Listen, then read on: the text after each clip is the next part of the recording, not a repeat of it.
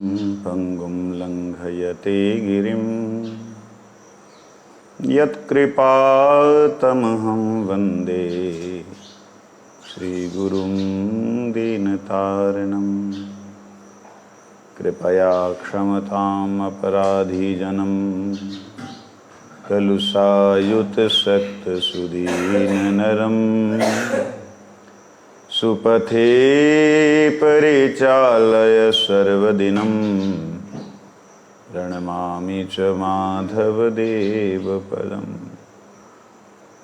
वञ्चाकल्पतरुभ्यश्च कृपासिन्धुभ्यैव च पतितानां पावनेभ्यो वैष्णवेभ्यो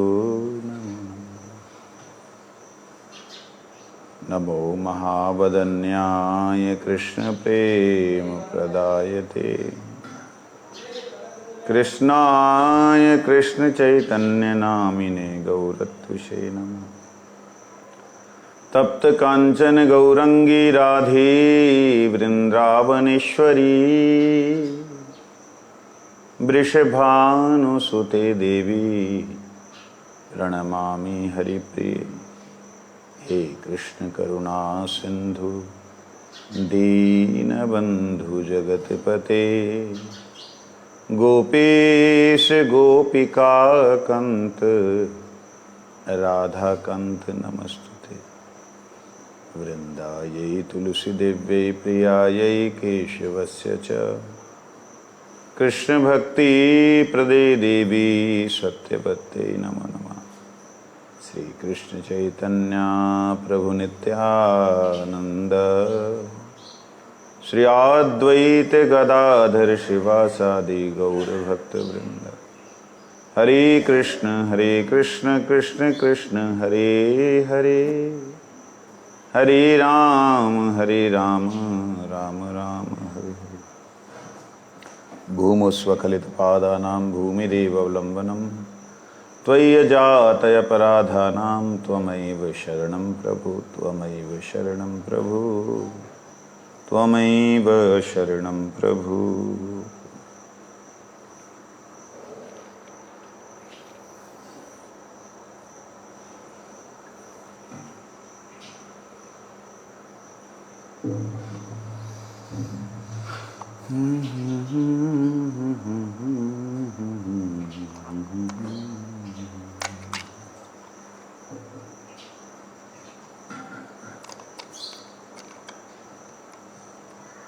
जय धर्म 10वां अध्याय।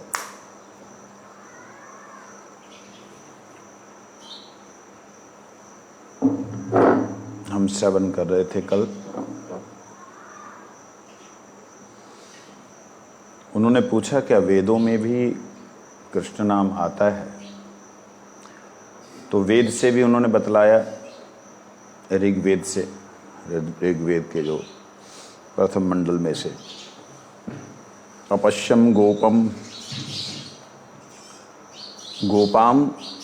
अनिपद्यमानना।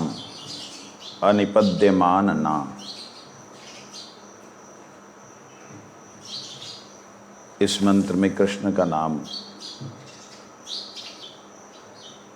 जो गोपाम शब्द है उससे आया। तो न्याय रत्न ने कहा इन मंत्रों में कृष्ण का नाम स्पष्ट रूप से नहीं है, आप तो खींचातानी करके जो है इसका नाम अर्थ ले रहे हैं। वेदों में स्पष्ट रूप से कृष्ण बोल करके ऐसा शब्द नहीं है, ऐसा आप जबरदस्ती कर रहे हैं। तब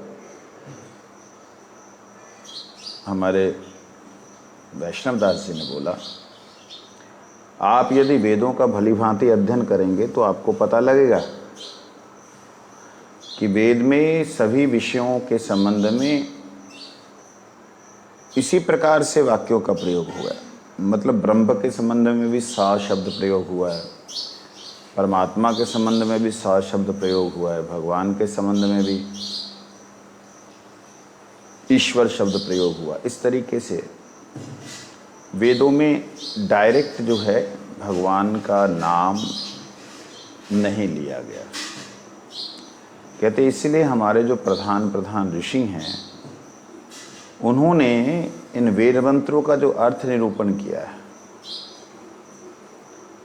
उन्हें हम माने, अर्थात उन्हीं को अर्थ समझते हुए आगे चलें, तभी हम वास्तविकता में समझ पाएंगे कि वेद क्या कह रहे हैं।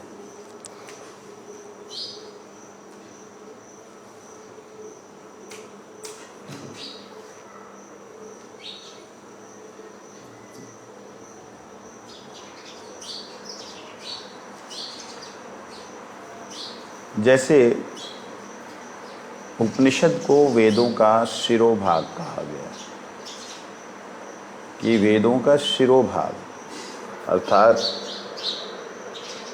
वेदों में सर्वश्रेष्ठ अगर ज्ञान है तो उपनिषद ज्ञान है।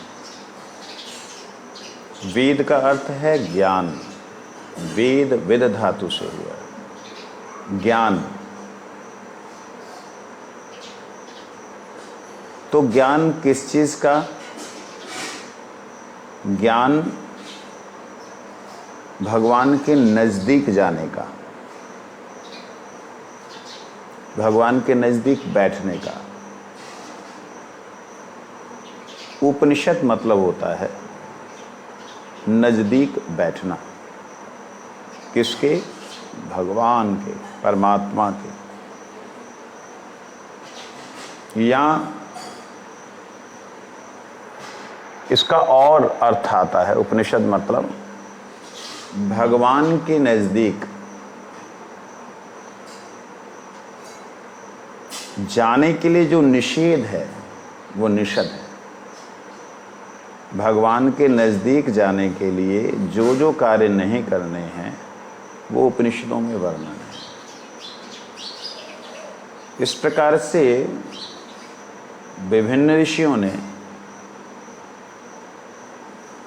जब वेदों में इंगित रूप से ब्रह्मा जी ने उन ऋषियों की वाणी को समाहित किया, वेद व्यास जी ने समाहित किया, तो उन ऋषियों की वाणी को पूरा तो नहीं ले सकते। जैसे उदाहरण के लिए अगर मैं विश्व के सभी फिलॉसफर्स की फिलॉसफी को लेना चाहूँ और कुछ बुक जो है कंबाइन करना चाहूँ तो कितना संभव हो सकता है?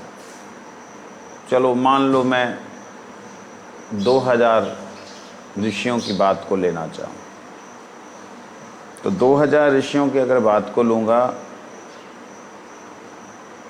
अगर उनके 100 शब्दों को भी लूँ, 100 सिद्धांतों को या 100 श्लोकों को भी तो 2 लाख श्लोक हो गए। मगर क्या उनके वो 100 श्लोक ही उनकी फिलॉसफी है सारी? क्या वो केवल मात्र जो 100 श्लोक उन्होंने हमने लिए हैं, क्या वही उनका पूर्ण सिद्धांत है? इसलिए क्या करना होगा समझने के लिए, उसी ऋषि की वाणी को जिसने वेद में भगवान या परमात्मा के किसी नाम को इंगित रूप से लिया है, उसी की वाणी को जब अपने उन्होंने ग्रंथ में किस प्रकार से लिखा है ये देखना पड़ेगा, तब जाके समझ में आएगा। तो यहाँ जो वैष्णव दास जी बोल रहे हैं कि तुम वेदों में इंगित रूप से कह रहे हो, लेकिन वही वेदों का विस्तार जो ऋषियों ने किया है, जिन ऋषियों की वाणी आई है, उन्हीं ने दूसरी जगह पर अपना विस्तृत भाव से क्या कहा, इसे देखने से वास्तविकता में हमें सही ज्ञान प्राप्त होगा। तो वेद मंत्रों में जैसे ओम कृष्णो वै सच्चिदानंद घनः कृष्णयादि पुरुष कृष्ण पुरुषोत्तम कृशो भाऊ कर्मादि मूलम कृष्णः सह सर्व कार्य कांश कृदादिशमुख प्रभु पूज्य कृष्ण अनादि तस्मिन् जांढंतर वह्ये यत मंगलम तत्लभ्यते कृति। जैसे ये है। इसके अलावा स्वस्ति वाचन, ये सब उपनिषदों में है। और उपनिषदें भी कोई अथर्ववेद के अंतर्गत है, कोई ऋग्वेद के अंतर्गत है, यजुर्वेद के अंतर्गत है। तो किसी के अंतर्गत होने से वह उपनिषद होती है। इसलिए तुम बोल रहे हो कि यहाँ पे जो है, जो गोपांग शब्द आया है, गोपांग अर्थात वो गोपाल के लिए नहीं है, कृष्ण के लिए नहीं, ये तुम बोल रहे हो। लेकिन यही गोपांग शब्द जो है कली संत गोपाल तापनी उपनिषद के अंदर, जब कृष्णोपनिषद के अंदर किस प्रकार से लिया गया है, उसको तुम कैसे छोड़ सकते हो? इसलिए उन ऋषियों की बात को मानना होगा। तब जो न्याय रत्न जी थे, जो तर्क कर रहे थे, उन्होंने देखा कि चलो ठीक है, आप इतिहास बताओ कि वैष्णव धर्म शुरू कब हुआ है। तब उन्होंने जवाब दिया कि वैष्णव धर्म तो आदि है। सबसे पहले जो जीव थे वो कौन थे? सबसे पहले जीव कौन थे? ब्रह्मा जी, फिर महादेव जी, फिर प्रजापति, जितने भी थे सभी तो भगवान की आराधना करते थे। भगवान के प्रति आराधित भाव रहना, भगवान के प्रति सेव्य बुद्धि रखना। भगवान हमारे मालिक हैं, हमारे कर्ता हैं, धर्ता हैं, हमारे पोषता हैं, भोक्ता भरता हैं। इस तरह का भाव रख के भगवान की सेवा हम कर रहे हैं, इस भाव से जो करते हैं वो सारे वैष्णव थे।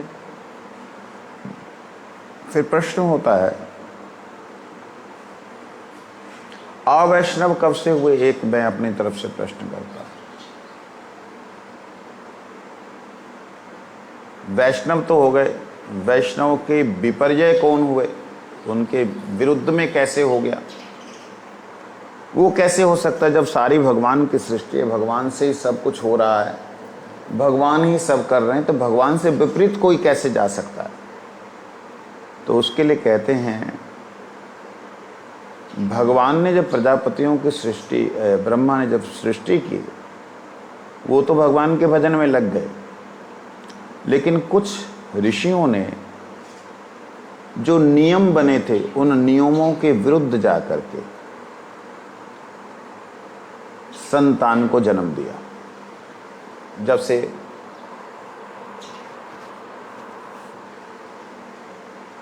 हिरण्यक्ष, हिरण्यकश्यप, जब अदिति ने कश्यप मुनि से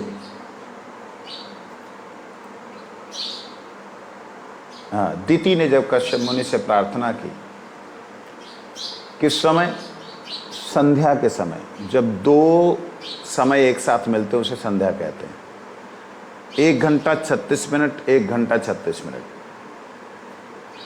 ये जो 1 घंटे 36 मिनट का समय है, अर्थात सूरज ढलने से 1 घंटा 36 मिनट पहले, सूरज ढलने से 1 घंटा 36 मिनट, लगभग 3 घंटे का जो समय होता है उसे संध्या कहते हैं।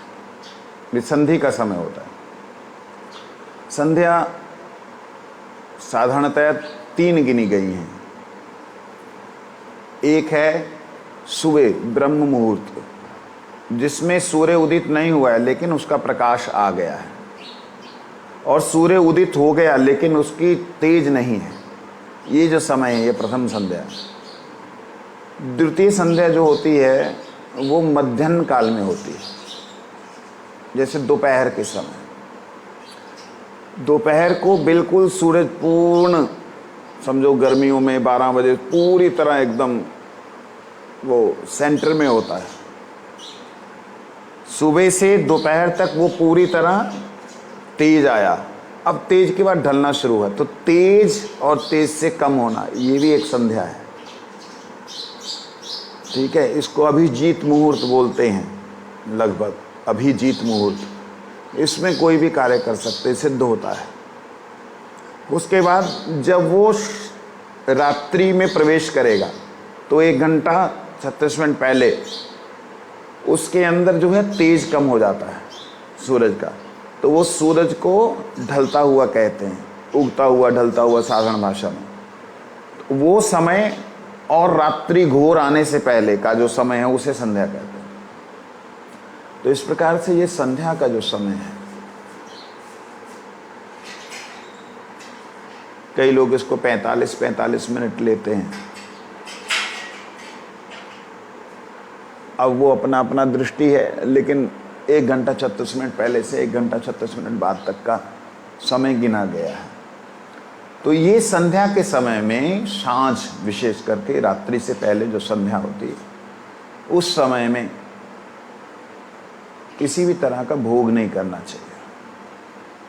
ब्रह्म मुहूर्त में जब सोने के बाद उठे हैं ब्रह्म मुहूर्त में, उसमें तो बिल्कुल भी नहीं कभी ऐसा भाव होना चाहिए। लेकिन माता दीति के मन में ये भाव आ गया कि मेरे को पति का संग चाहिए, तो वहां से असुरों की सृष्टि हुई।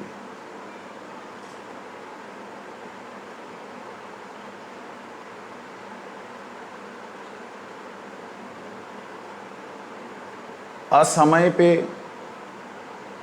अगर हम कोई ऐसा कार्य कर देंगे, समय के बिना अगर ऐसा कोई कार्य कर देंगे, तो उसमें विपर्जय ही बुद्धि उत्पन्न होगी, उल्टी बुद्धि आएगी। तो ये भगवान की ही एक, समझो क्या कहेंगे, प्रेरणा या कहेंगे स्वतंत्रता जीव को देने के कारण जीव के हृदय में ये भाव, दुर्भाव आते हैं। स्वतंत्रता देते ही नहीं तो सारे जीव उनके अनुसार चलते रहते, लेकिन स्वतंत्रता देने से तो उनकी कलाकारी पता लगती, हाँ अभी ये क्या कर सकता है, क्या नहीं कर सकता। तो जीव को स्वतंत्रता देना भगवान का ये स्वभाव है, क्योंकि भगवान स्वतंत्र हैं, इसलिए स्वतंत्र रहो, स्वतंत्र जैसे चलना चाहते वैसे चलो। वहां से ये विपर्जय बुद्धि वाले अवैष्णव, भगवान को ना मानने वाले पैदा हुए, जन्म हुए। परंतु सृष्टि के प्रारंभ में अवैष्णवता नहीं थी। मैं ही ब्रह्म हूँ, मैं ही भगवान हूँ, ये हिरण्यकश्यप हिरण्याक्ष ने सबसे पहले कहा। मुझे छोड़ के भगवान और दूसरा कौन है, उनसे पहले किसी ने नहीं कहा। तो ये आसुरिक बुद्धि, आत्मा ही परमात्मा है, ये आसुरिक बुद्धि उन्होंने की ना। हमें, मेरे को छोड़कर तू किसकी आराधना करता है, देख मैं सृष्टि को ऐसे कर सकता हूं, वैसे कर सकता हूं, उसने दिखलाया। तो ये आसुरिक बुद्धि, वैष्णवों की विपरीत बुद्धि जो आई, ये सृष्टि की शुरुआत में नहीं हुई। प्रथम जीव ब्रह्मा ने भगवान के शरणागत हुए, महादेव जी भगवान के शरणागत हुए, प्रजापति भगवान के शरणागत हुए, उसके बाद ऋषिगण आए, ऋषि लोग जो हैं, फिर मनु शतरूपा जो हैं वो भगवान के शरणागत हुए। उसके बाद जो ये विकृत स्थिति आई, ये बाद की है। तो इसलिए क्या हुआ, जो आदि काल में जो सृष्टि है, आदि काल की जो सृष्टि है, वो सारी के सारे वैष्णव थे। इसलिए वैष्णव सनातन धर्म है। सनातन धर्म का दूसरा नाम वैष्णव धर्म है। साधारण लोगों के नाम कहते हैं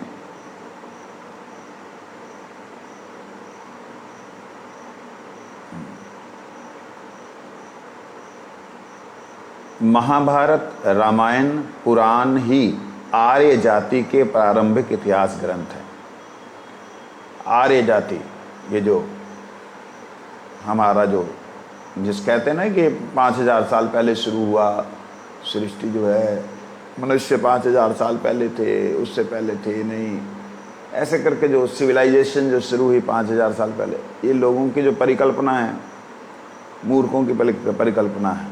अभी कुछ दिन पहले मैंने एक वैज्ञानिक मिले, उन्होंने बोला, कहते कुछ वर्षों पहले, दिनों में, वर्षों पहले, उन्होंने बोला सृष्टि आप लोग ही बोलते हो ये सब जो हैं लाखों वर्ष पुराना है, लेकिन आपका कोई भी जो है स्क्रिप्चर्स या कोई भी चीज़ ऐसी नहीं है जो लाखों वर्ष पुरानी हो, दिखाई दे। मैंने उनसे प्रश्न किया, आपने डायनासोर, आप लोगों ने, साइंटिस्टों ने डायनासोर को उसके जीवांश को लेकर के, उसकी हड्डियों को लेकर के उसकी गणना की कि अरबों साल पुरानी उसकी हड्डियां हैं। प्रश्न ये है कि आपने अरबों साल पुरानी, तो आपके पास कोई टेक्नोलॉजी नहीं जिससे आपने देखा। जो मशीन है वो बता नहीं पाई कि कितना पुराना है, तो तुमने अरबों साल पुराना लगा दिया।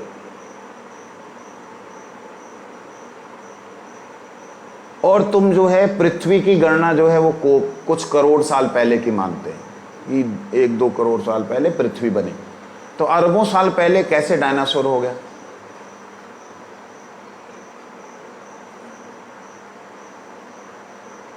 मैंने कहा कि डायनासोर उस वक्त अरबों साल पहले था, तो क्या मनुष्य नहीं होगा? ऐसा आप कैसे बोल सकते हो? एक जीव है, एक जंतु है, एक प्राणी है, तो क्या मनुष्य नहीं होगा? ऐसा आप कैसे बोल सकते हो? आपकी सिविलाइजेशन जो है 2000-3000 साल पहले की है। क्या जीसस क्राइस्ट से पहले आप लोग नहीं थे? 2000 साल पहले, 3000 साल पहले क्या नहीं थे? थी। आपकी बुद्धि नहीं जाती इसका मतलब नहीं है कुछ, ऐसा नहीं। तो इसीलिए कहते हैं यहाँ पे वही बात बोले, महाभारत रामायण पुराण ही आर्य जाति के प्रारंभिक इतिहास ग्रंथ हैं जिनमें इतिहास लिखा गया। पुराणों में इतिहास लिखा गया, वेदों में इतिहास नहीं है, वेदों में ज्ञान है। ऐसा से ऐसा होगा, ऐसे से ऐसा होता, ऐसे से ऐसा होगा। इतिहास उनका पुराणों में है, या रामायण में या महाभारत में। कहते हैं इन समस्त ग्रंथों में वैष्णव धर्म के उत्कर्षता ही प्रतिपादित की गई है। इन सभी में आप देखेंगे वैष्णव धर्म ही प्रतिपादित है। क्यों जी वैष्णव धर्म प्रतिपादित है? जो शैव मत है, जैसे लिंग पुराण हो गया, जैसे शिव पुराण हो गया, उसमें शिव जी से सृष्टि है सारी की सारी। जहाँ सूर्य पुराण है वहाँ से सूर्य से सारी सृष्टि है। जहाँ पे देवी भागवत पुराण है वहाँ पे देवी से सारी सृष्टि है। जहाँ पे अग्नि पुराण वहाँ अग्नि से सारी सृष्टि है। तो सब पुराण अलग अलग हैं, अलग अलग सृष्टि है, और अलग अलग उनके जो हैं मतलब इष्ट हैं, अभिष्ट हैं। ये क्वेश्चन आ सकता है ना, तो उसका जवाब, जो सृष्टि जिस जिस देवी या जिस जिस देव से हुई है, वो उस दिन ब्रह्मा के एक दिन में 1000 बार चारों युग बीतते हैं। ब्रह्मा के एक दिन में क्या, मैंने क्या बोला है? ब्रह्मा के एक दिन में 1000 बार 4 युग बीतते हैं। ठीक है, तो 1000 बार ही लगभग सृष्टि नवीन जैसी दिखाई देती है।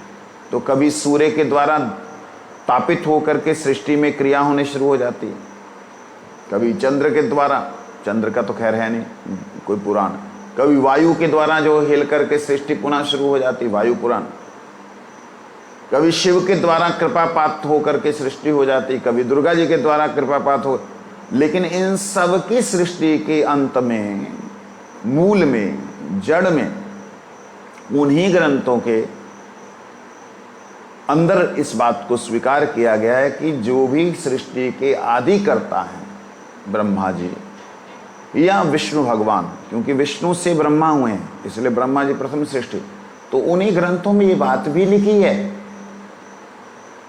जैसे उदाहरण के लिए अपने भारत में मान लो किसी राज्य में बड़ी भयंकर बारिश हुई, बाढ़ आ गई, सारे घर बह गए, लोगों को बचा करके कहीं कैंप में रखा गया है मान लो, तो वहाँ के गवर्नर को बोला जाता है राष्ट्रपति द्वारा, प्रधानमंत्री द्वारा कि आप जो है इन सब का निर्माण कीजिए, सबकी व्यवस्था कीजिए। उनको शक्ति दी जाती, पैसे दिए जाते। तो वहाँ के लोगों के लिए उस वक्त सब कुछ देने वाला कौन है?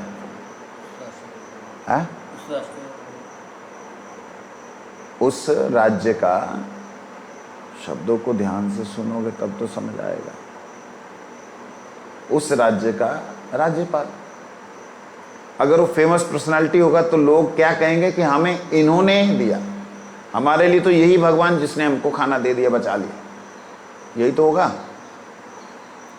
ठीक इसी प्रकार से देवी देवताओं की जो स्थिति है, जो अन्य अन्य पुराण आए, उन पुराणों से पहले जो पुराण थे, उन पुराणों से पहले जो उपनिषदें थी, उन उपनिषदों में जो बातें लिखी हैं, उससे पता लगेगा कि ये जो बातें आई हैं, ये जो व्यवस्थाएं आई हैं, ये मंत्रियों और जंत्रियों के कारण आई है। मंत्रियों और जंत्रियों ने वहाँ की व्यवस्था की है। तो इस प्रकार से जो सृष्टि की, आदि काल की सृष्टि की जो बात होती है, तब ब्रह्मा, शिव, प्रजापति गिने जाते हैं। लेकिन उसके बाद सृष्टि के भीतर, दिन के भीतर बहुत से, जैसे 14 मनु हैं, 14 मनुओं के राज्य में 14 मनुओं को आदेश दिया जाता है कि तुम अपनी सृष्टि को अपने ढंग से चलाओ। तो 14 मनु अपनी अपनी सृष्टि को अपने ढंग से चलाते हैं। किसी में वो तेज अधिक रखते हैं, सूर्य का ताप अधिक रखते हैं, तो जीव जो है सूर्य के ताप की तरह तापित होते हैं, उनके अंदर तेज रहता है, तेजोमय शरीर होता है। किसी के अंदर वायु प्राबल्य होता है, कोई कोई मनु जो है वायु प्राबल्य रखता है, तो वो उड़ सकते हैं, भाग सकते हैं, दौड़ सकते हैं, ऐसे जीव पैदा होते हैं। कुछ समझ में आ रहा है? क्या बोला? कि कई सूर्य की तरह तेज, सूर्य का तेज होता है, उस तरह तेज होता है मनुष्य में। क्यों? क्योंकि वो सूर्य की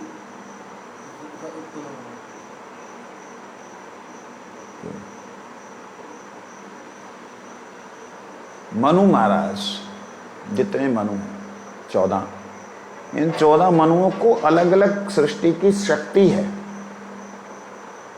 वो चाहें तो किसी अपनी सृष्टि में उनकी एक, उनका जो कार्यकाल है वो 71 बार, 71 टाइम, उनके कार्यकाल में 71 और 72, किसी में 70 है, किसी में 71 है, किसी में 72 है, इस प्रकार से थोड़ा कमती बढ़ती। तो जिनको ये 4 युग मिले हैं 71 बार यूज करने के लिए, वो लोग कई बार एक्सपेरिमेंट नए तरीके से करते हैं। उन मनुओं में कई बार जलमय सृष्टि अधिक होती है, तो प्रत्येक जीव जो है वो जल में निवास कर सकता है, जल में खा पी सकता है, जल में रह सकता है। 5 तत्वों के अंदर वो खिलवाड़ करते रहते हैं, खेलते रहते हैं, समझे नहीं? तो इस दृष्टि से सृष्टि होती है। और परंतु इन सारी सृष्टि के अंदर जब हम अंत में चले जाते हैं तो फिर आता है प्रजापति, मनु और शिव और ब्रह्मा। तो सारे के सारे शुरुआत में थे, इसलिए इतिहास ये कहता है कि वैष्णव शुरू से हैं और वैष्णव धर्म भी शुरू से है, चाहे वो कैसी भी सृष्टि क्यों ना पैदा की हो। अब हम ज़्यादा इतिहास में ना जा करके, वो न्याय रत्न को ज़्यादा ना बता करके, वैष्णव दास जी वर्तमान की बात करते हैं कि देखिए वर्तमान में हमारी इस सृष्टि के जो पुरातन जो ग्रंथ हैं वो महाभारत, रामायण और पुराण है, जिसमें इतिहास का वर्णन है। कहते इन समस्त ग्रंथों में वैष्णव धर्म की उत्कर्षता ही प्रतिपादित की गई है। आपने सृष्टि के आदि काल में वैष्णव धर्म को देख लिया, ब्रह्मा इत्यादि। इसके बाद ध्रुव हैं, आपने प्रहलाद हैं, ये भी पता लगता है कि ध्रुव और प्रहलाद सतयुग के समय में, ये दोनों शुद्ध वैष्णव। इनके समय में भी हजारों हजारों वैष्णव थे, ऐसा नहीं कि यही 2 हैं। ध्रुव जी का एक वैष्णव हो गए, प्रहलाद जी एक। प्रहलाद जी ने करोड़ों को वैष्णव बनाया, ध्रुव जी ने खरबों को वैष्णव बनाया उनकी सृष्टि में, उनके समय पे। कैसे बनाया?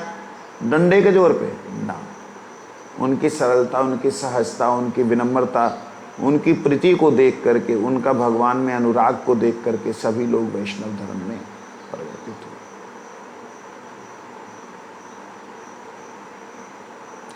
जिनके संबंध में कहीं भी कोई उल्लेख नहीं मिलता कि भाई हजारों हजारों वैष्णव थे, और कौन था वैष्णव, और कौन था वैष्णव। हमको ध्रुव और प्रहलाद 2 शब्द समझ में आते, लिखने में आता नहीं। जैसे उदाहरण के लिए आज हम बैठे, अगर हम यहाँ पे देखना चाहें कि कौन से कितने लोग अच्छे, कितने लोग हैं, तो हमें वही हमारे दिमाग में आएंगे जिनसे हम मिले हैं। इतना ही तो होगा ना। लेकिन क्या जिनसे हम मिले वही अच्छे हैं? हर घर में कोई ना कोई एक बहुत अच्छा आदमी होता है। हर घर में कोई ना कोई एक बड़ा अच्छा आदमी होता है। तो इस प्रकार इवन कि जो दुष्ट लोग हैं उनमें भी महादुष्ट लोग, महापापी लोग, खड़े हो जाओ, महापापी लोग भी, उनके घरों में भी कोई एक कम पापी होता है, वो भी उनमें अच्छा है। तो इसलिए क्या कहते हैं,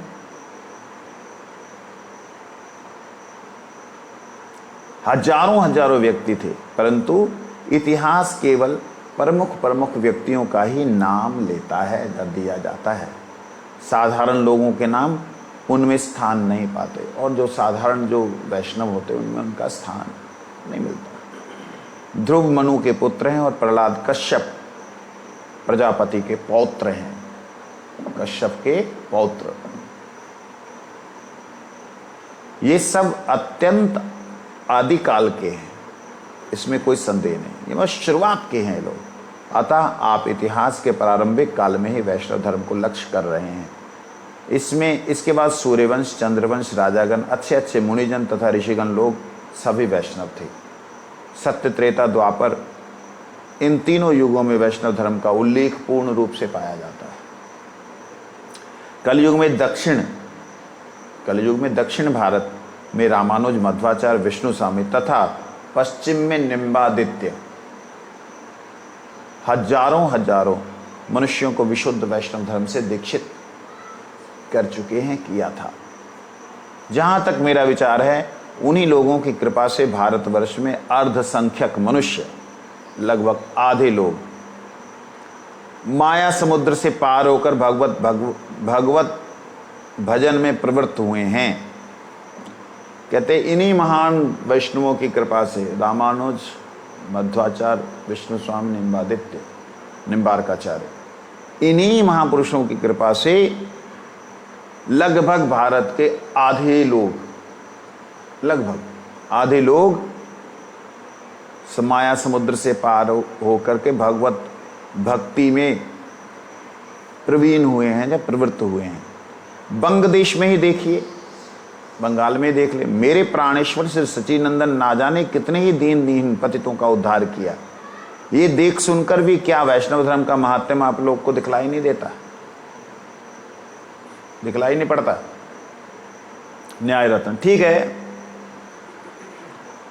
परंतु प्रहलाद आदि को किस आधार पर वैष्णव कहा जा सकता है? प्रहलाद को वैष्णव कैसे कह सकते? मान लिया कलयुग में तुम प्रहलाद को तुम वैष्णव कैसे बोल रहे हो? पता नहीं न्याय रत्न जी पैसे इतने बड़े विद्वान हो के ऐसे प्रश्न क्यों कर रहे हैं? वैष्णवदास जी कहते हैं शास्त्रों के आधार पर कहा जा सकता है। षंड अमर्क प्रहलाद को मायावाद से दूषित ब्रह्म ज्ञान की शिक्षा देना चाहते थे। षंड अमर्क दो पुत्र थे, किसके थे? शुक्राचार्य के।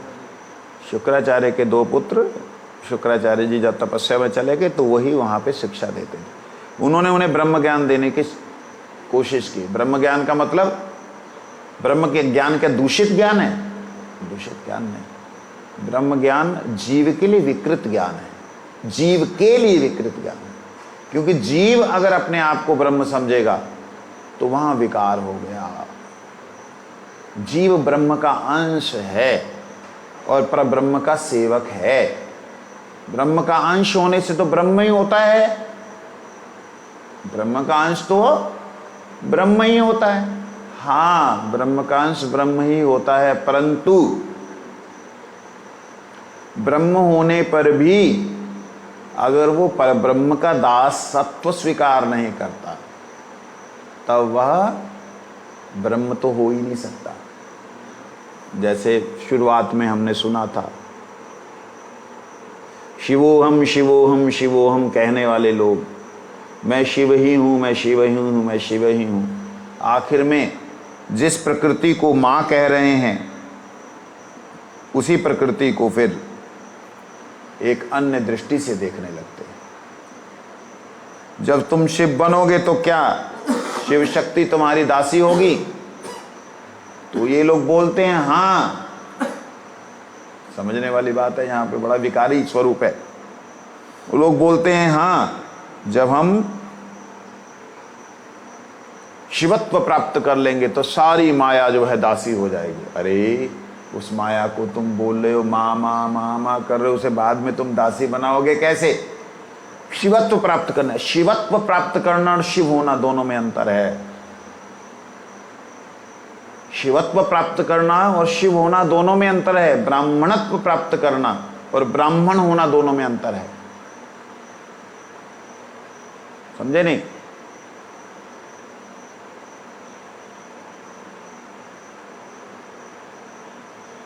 जो ब्रह्म में आनंद ले,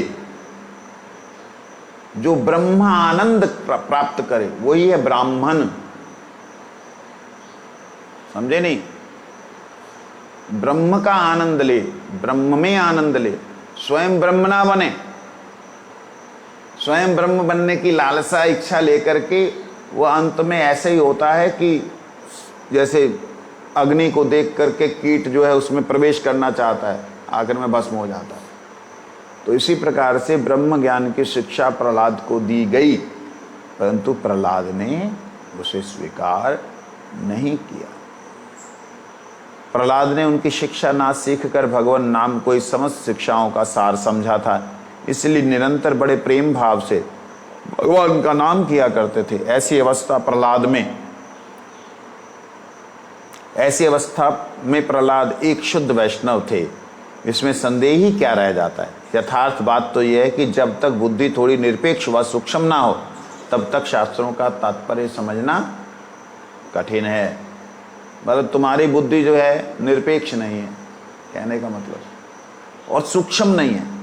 इनडायरेक्ट वे से इन्होंने, वैष्णव दास जी ने न्याय रत्न को थोड़ा इनडायरेक्ट वे से डांटा। न्याय रत्न कहते यदि वैष्णव धर्म इसी प्रकार सदा से चला आ रहा है तो चैतन्य महाप्रभु ने कौन सी नई शिक्षा दे दी?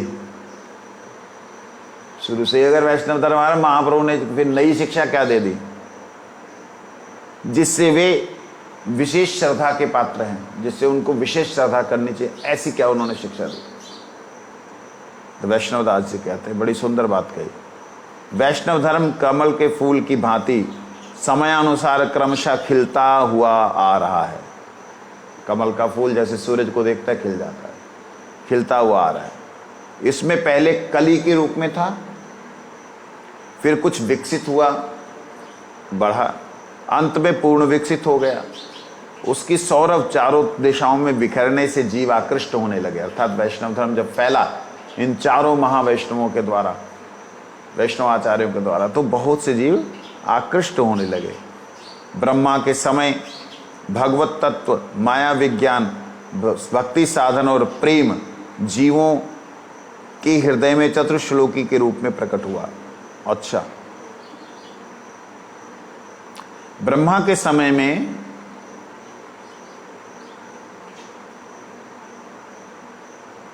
जीवों के हृदय में 4 श्लोकों के रूप में क्या प्रकट हुआ, ये बात बोल रहे हैं। भगवत ज्ञान सतयुग, माया विज्ञान त्रेता युग, भक्ति साधन द्वापर युग, प्रेम कलयुग। चारों श्लोकों के अंदर, अब इन चारों श्लोकों को ढंग से पढ़ना पड़ेगा, समझना पड़ेगा कि ऐसी बात, इतने बड़ी सुंदर बात कही है। चारों श्लोकों के अंदर पहले में अहम एव समावग्रे, मैं सबसे पहले था, भगवान ने भगवत ज्ञान दिया। फिर उसके बाद माया का विज्ञान दिया, कैसे सृष्टि हुई है अन्वय व्यतिरेक भाव से। फिर भक्ति के साधन का ज्ञान दिया, फिर प्रेम भक्ति की बात कही। तो ये चारों श्लोक जो हैं बड़ी दिव्य श्लोक हैं। आज एक नया भक्ति विनोद ठाकुर जी ने हमें कॉन्सेप्ट दिया है समझने के लिए, तो वह जीवों के हृदय में प्रकट हुई। कहते वैष्णव धर्म का ये अंकुरित होने का काल है, वैष्णव धर्म की शुरुआत में ये काल है। कहते प्रहलाद आदि के समय कली के रूप में व्यक्त हुआ था, प्रहलाद आदि के समय में भगवत तत्व भी व्यक्त था। प्रेम की बात वहां विशेष रूप से नहीं देखी गई। क्रमशः वेद व्यास जी ने इस धर्म की पंखुड़ियों को कुछ कुछ विकसित रूप, उन्होंने वेद व्यास जी ने जब क्रमशः इस धर्म की पंखुड़ियों को कुछ विकसित रूप दिखाई पड़ी, रामानुज मध्व आदि वैष्णवों ने वह कुछ विकसित होकर पुष्पाकार दिखने लगा। श्रीमन महाप्रभु ने उस अर्ध विकसित पुष्प पूर्ण विकसित होकर अपने सौरभ से संपूर्ण जगत को आकृष्ट करने लगा।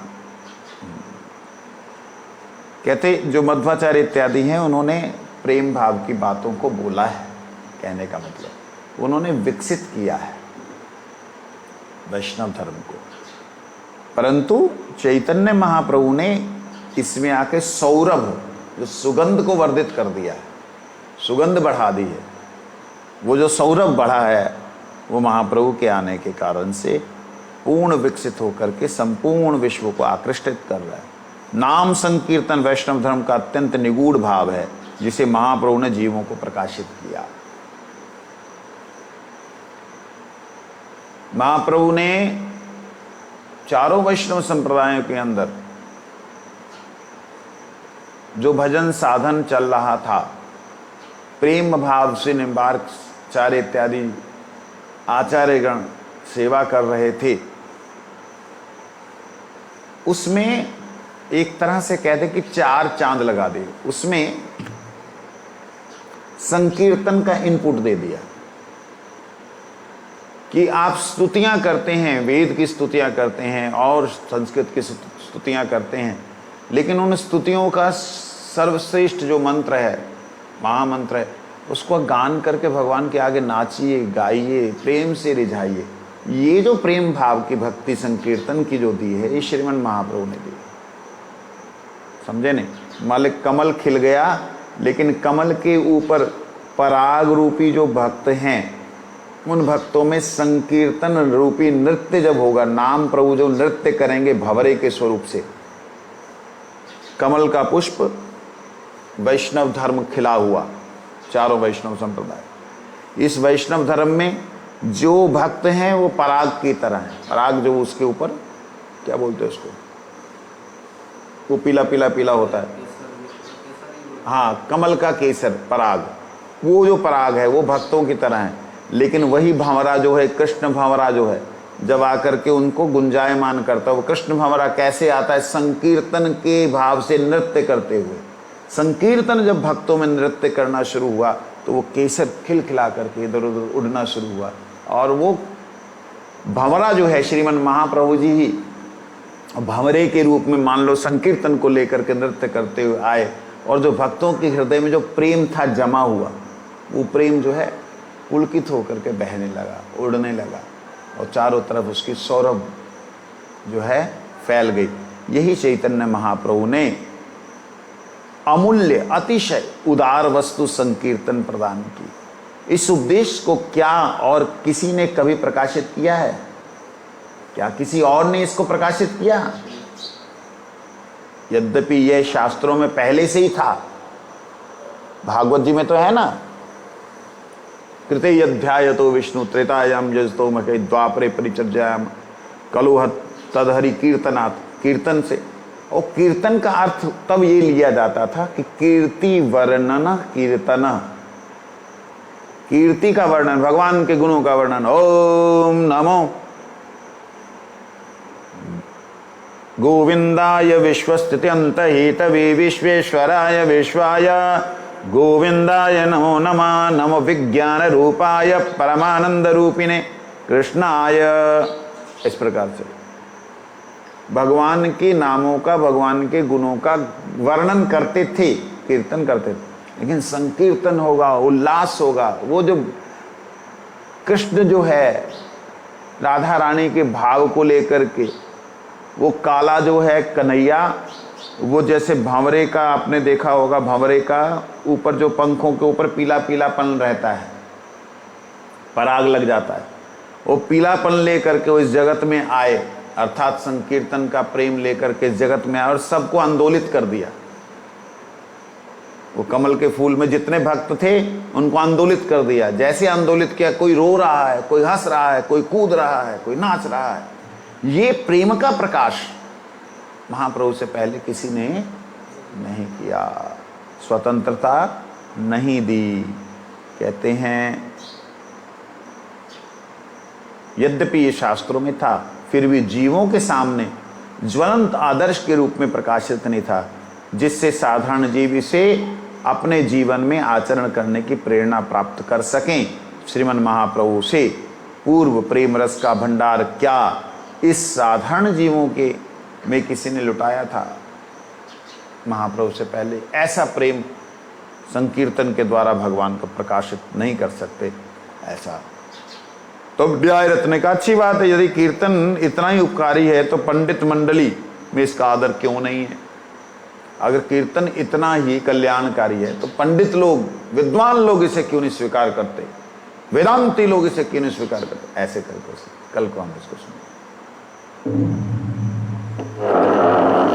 वंशा कल्पवृक्ष कृपा सिंधुतानां पावने वैष्णव। हरि हर नाम कृष्ण।